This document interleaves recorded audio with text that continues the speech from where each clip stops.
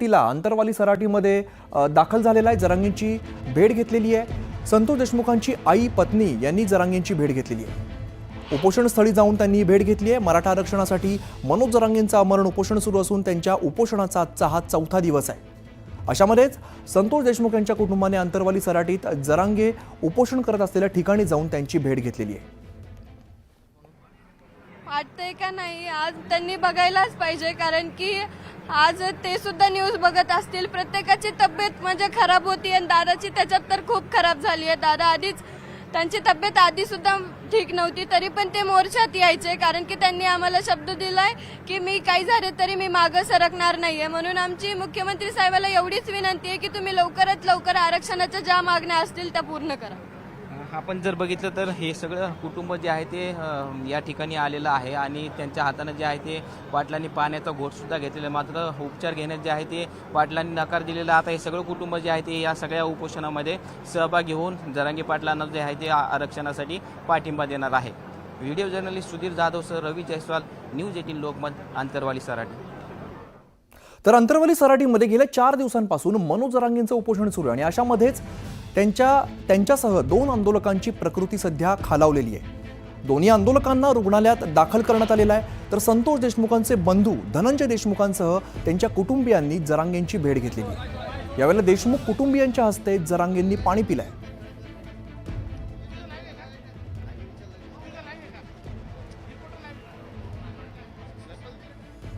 तर इकडे रायगडच्या पालकमंत्री पदावरून सुरू असलेल्या वादावरती भाजप नेते प्रवीण दरेकर यांनी प्रतिक्रिया दिलेली आहे। दरेकर यांनी शिवसेना आणि राष्ट्रवादी काँग्रेसला कानपिचक्या दिलेल्या आहेत। पालकमंत्री पदासाठी रस्त्यावरती वादविवाद होणं महायुतीला शोभा देणारं नाही असं दरेकर म्हणाले आहे। पालकमंत्री पदासाठी आम्ही भांडत राहिलो तर जनतेला ते आवडणार नाही। महायुतीच्या चौकटीत हा प्रश्न सोडवता येईल, त्यासाठी रस्त्यावरती उतरणं योग्य नाही असं दरेकर म्हणाले।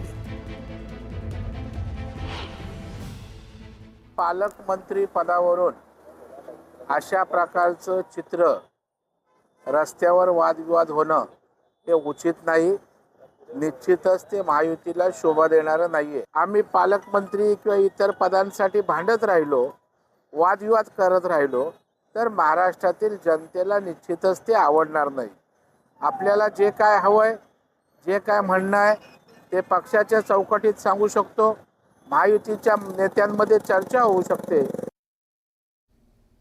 अजित पवारांचे पुण्यात अत्यंत निकटवर्तीय समजले जाणारे बाबूराव चांदेरेंचं मारहाण करतानाचा व्हिडिओ सोशल मीडियावरती व्हायरल होत आहे। ज्येष्ठ नागरिकांच्या मारहाण प्रकरणामध्ये त्यांच्यावरती गुन्हा दाखल करण्यात आलाय।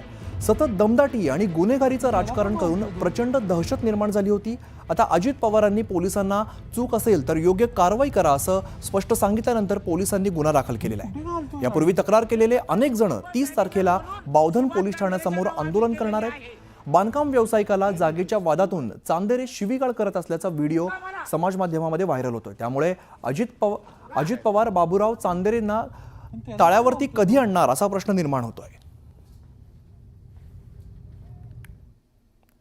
पालघरमधील शिवसेनेचे पदाधिकारी अशोक धोडी गेल्या 8 दिवसांपासून बेपत्ता आहेत आणि अशामध्ये त्यांचा शोध घेण्यासाठी आता पालघर पोलिसांकडून ड्रोनची मदत घेण्यात आलेली आहे।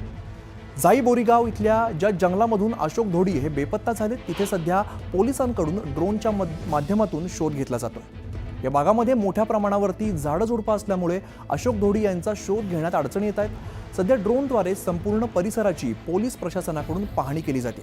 पालघरचे पोलीस अधीक्षक बाळासाहेब पाटील यांनी घटनास्थळी जात सर्व परिसराची पाहणी केली आहे।